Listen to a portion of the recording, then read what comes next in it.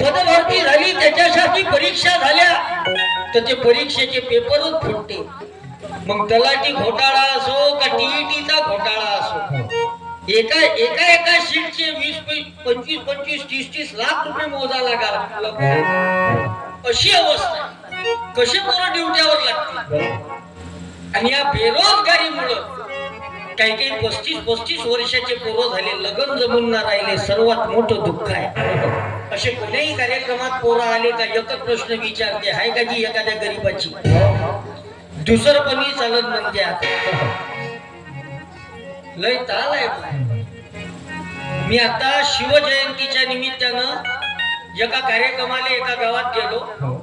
त्या गावाची लोकसंख्या होती 967. किती? 967 लोकसंख्येचं गाव. त्या गावामध्ये 63 पोरं बिना लग्नाची.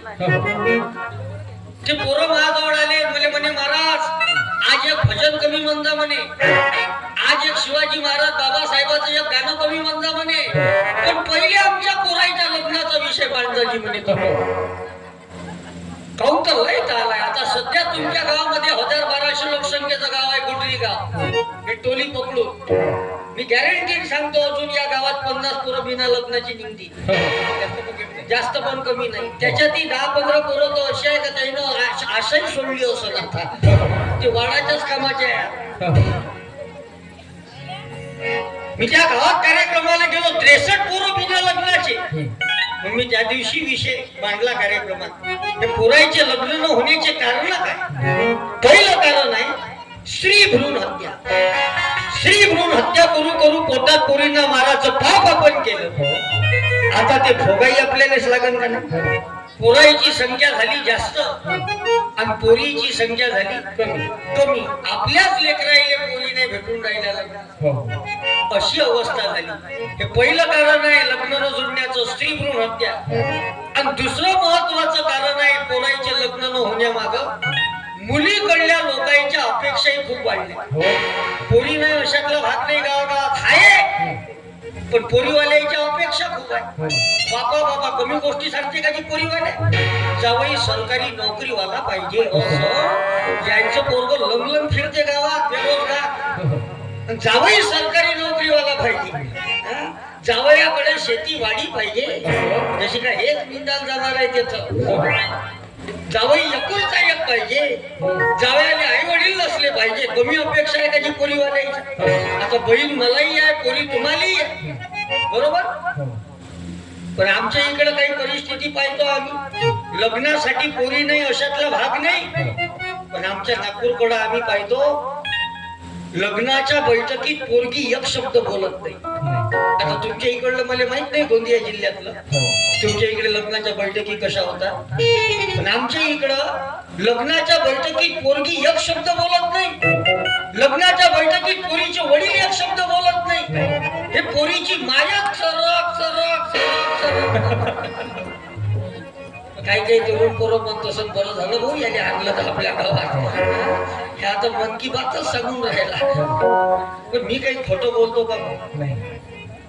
35 वर्षाचे पोरं झाले, लग्न जमून ना राहिले. दुःख आहे. काही काही पोरांचे लग्न झाले तर बायका टिकून ना राहिल्या म्हणून दुःख आहे. काही काहीच्या बायका टिकल्या तर लेकरं होऊन ना राहिले म्हणून दुःख आहे. आणि काही काहीने एवढी लेकरं झाले का घरात झोपवाची कुठं म्हणून दुःख आहे. दुःख आहे, दुःख आहे. आता इथपर्यंत झालं का नाही? बरोबर क्लिअर. जन्मास येणाऱ्या प्रत्येक व्यक्तीच्या जीवनात दुःख आहे. हे भोंगे अजून कमी करा. बघा रिटर्न खूपच जास्त येऊन राहिले. खूप झाले भोंगे ते आवाज. म्हणजे भोंगे लावायला पाहिजे, पण त्याची दिशा मग आमच्या साईडला नाही पाहिजे. कारण बॉक्सचा आवाज इन्स्टंट येते, लवकर येते, आणि भोंग्याचा आवाज 2 सेकंड लेट येते, बरोबर आहे. हॅलो, अजून कमी करता येत असेल तर पाहा लागेल. इथं जे बसले त्याला क्लिअर ऐकू, त्यांच्या घरी झोपू नाही त्यांच्यासाठी एवढी व्यवस्था करता का तुम्ही? बस हा जमला, असंच राहू द्या. आपण कुठपर्यंत होतो तेवढं लक्ष द्या. जन्मास येणाऱ्या प्रत्येक व्यक्तीच्या जीवनात दुःख आहे. या दुःखाच्या शोधासाठी तथागत भगवान गौतम बुद्धांनी एवढ्या मोठ्या राजवैभवाचा त्याग केला. आता या दुःखातून सुखाच्या दिशेने आपल्याला जायचं आहे कोण्या दिशेनं सुखाच्या दिशेने. सुखाच्या दिशेनं सुख प्राप्त करायचं आहे तर मग का करावं लागत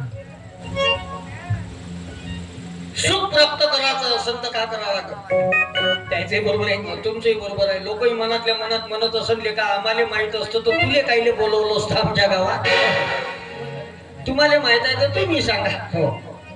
दुःखातून सुखाच्या दिशेनं जर जायचं असेल तर आपली मैत्री चांगल्या विचाराशी करा लागत बुद्धानं 10 पारमिता सांगितल्या तुमच्या इकडे माहित आहे का पारमिता माहिती आहे. पारमिता 10 पारमिता हो.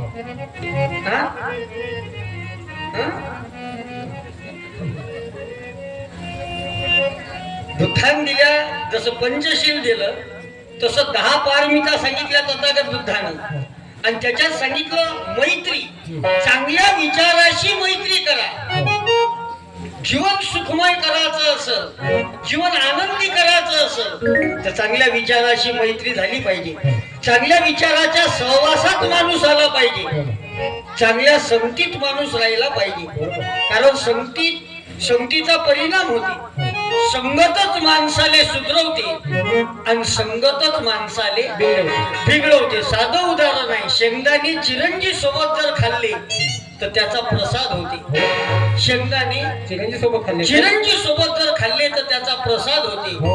आणि ते शेंगदाणे जर दारू सोबत जर खाल्ले तर त्याचा चकना होते हो. शेंगदाणे तेच आहे. शेंगदाणे तेच आहे हो. संगत बदलली का नाही हो ना. जीवनात एक वेळची पंगत चुकली चालल हे संगत नाही चुकली पाहिजे बरोबर. आणि त्याच्यासाठी चांगल्या सहवासात माणूस यावा त्याच्याकरता गावात बुद्ध विहार आहे त्याच्याकरता तथागत बुद्धाच्या मूर्तीचं लोकार्पण इथं झालं कारण वाट चुकणारी नाही जीवन भर कधी वाट चुकणारी नाही जीवन भर कधी वाट चुकणार नाही जीवन भर कधी वाट चुकणार नाही जीवन भर कधी एक तू मित्र कळे आरिशा सारखा मित्र बनगा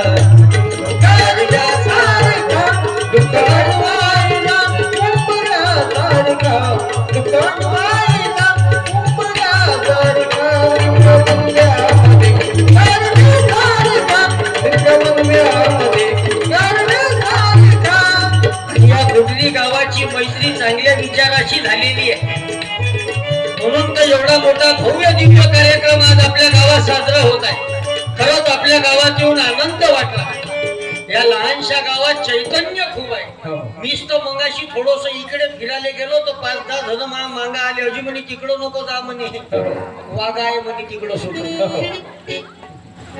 का गाव जोरदार आहे आमच्या नागपूरकडले लोक नवे गाव बाग इकडं नागझिरा ताडोबा पेंच आमच्या नागपूर मुंबई पुण्याचे लोक तुमच्या इकडं वाघ पाहायला येते पैसे खर्च करू करू वाघ पाहायला तुमच्या इकडे येते पण तुमच्या इकडे वाघ एवढे हुशार आहे ते तुम्हाला पाहिले तुमच्या गावात येते झोपला आहे का घुमूनच राहिला म्हणजे नाही कोण गाव जोरदार आहे निसर्गाच्या सानिध्यात गाव आहे म्हणून चैतन्य आहे तुमच्या गावात पहा बरं कसे आनंदी लोक आहे पहा चेहरे कसे आनंदी आहेत मला कल्पना आहे तुम्ही सकाळपासून कार्यक्रमात सकाळपासून चालू असेल कार्यक्रम नाही जी काकाजी पण कोणाच्या चेहऱ्यावर असा थकवा दिसत नाही जी माणसं प्रसन्न दिसतात जी माणसं हसतात ती मोकळ्या अंतकरणाची माणसं असतात ती शुद्ध मनाची माणसं असतात जे माणसं हसत नाही ते 1 नंबरचे मुकणे असतात म्हणून प्रसन्न राहा तुमच्या गावात कशी प्रसन्नता आहे नाही तर मला आज त्या गावाची आठवण आली हिंगोली जिल्ह्यातल्या ते सांगता सांगता राहूनच गेलं त्या गावाचं असं श्रीमंत लोकांचं गाव होतं ते पैशावाल्या लोकांचं गाव त्या गावात पैसा होता आनंद नव्हता त्या गावचे लोक कार्यक्रमात कसे म्हणून हास्यच नाही मला असं भयाडासारखं वाटे म्हणलं लेखाचं कोण्या गावात येऊन फसलो आपण आज फालतूच तारीख दिली म्हणलं यायले म्हणलं इथं काही आपला बजेट बसत नाही थांबून द्यावं म्हणलं आपला कार्यक्रम पण चाललं जाऊ म्हटलं नागपूरला वापस मी असा विचारच करत होतो तर तेवढ्या वेळात एक काकाजी कार्यक्रमात आले आणि ते आमच्या स्टेजच्या समोरच येऊन बसले आणि तेच काकाजी टाळ्या वाजवत तेच काकाजी मान हलवे तेच काकाजी मला रिस्पॉन्स दे प्रतिसाद दे मला जमलं रे बा म्हणलं बस त्या माणसा